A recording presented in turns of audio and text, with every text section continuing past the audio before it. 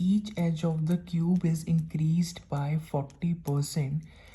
अब हमने बताना है कि the percent increase in the surface area of the cube, ये हमने बताना है।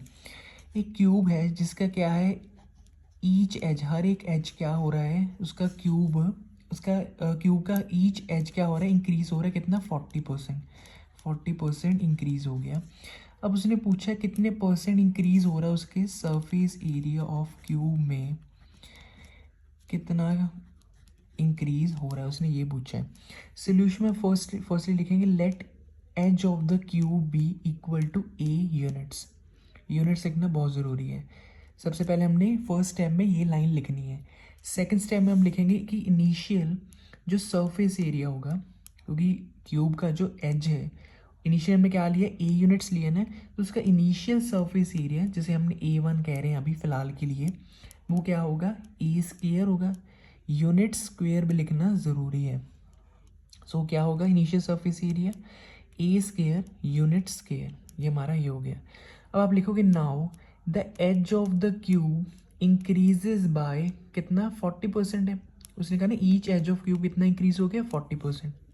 ठीक है, सो न्यू एज लेंथ क्या हो जाएगी इसकी, क्योंकि जो ईच एज है क्यूब का अगर हम 40% बढ़ा रहे हैं तो उसका नए एज लेंथ क्या होगी, ए तो हमने स्टार्टिंग में लिया था प्लस 40% हमने बढ़ा दिया। 40% ऑफ किसका हो जाएगा, 40% ऑफ ए हो जाएगा।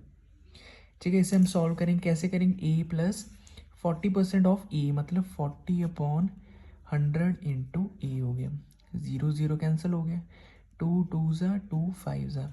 इसे हम पूरा न्यूमरेटर और डिनोमिनेटर सॉल्व करेंगे, क्या आएगा हमारे पास, 1.4 इंटू ए। ठीक है, ये हमारे पास क्या आई अभी, न्यू एज लेंथ आई अभी हमारा सोल्यूशन नहीं आया।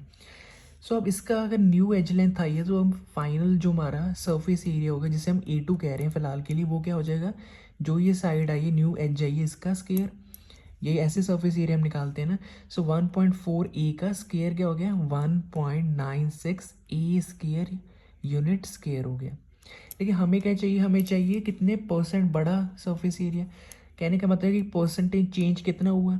सो A2 minus A1 upon A1 into 100 इसलिए कर रहे हैं ताकि हमें क्या पता चले, परसेंट में पता चल जाए। ठीक है, सो A2 हमारा क्या है, 1.96 ए स्केयर, वो हमने एज इट इज़ लिख दिया, माइनस A1 हमारा क्या था, ए स्केयर, वो आ गया, अपॉन डिनोमिनेटर में भी क्या आएगा, ए स्केयर इंटू 100। ठीक है, वो आएगा 0.96 ए स्केयर तो यहाँ से कैंसिल आउट हो गए।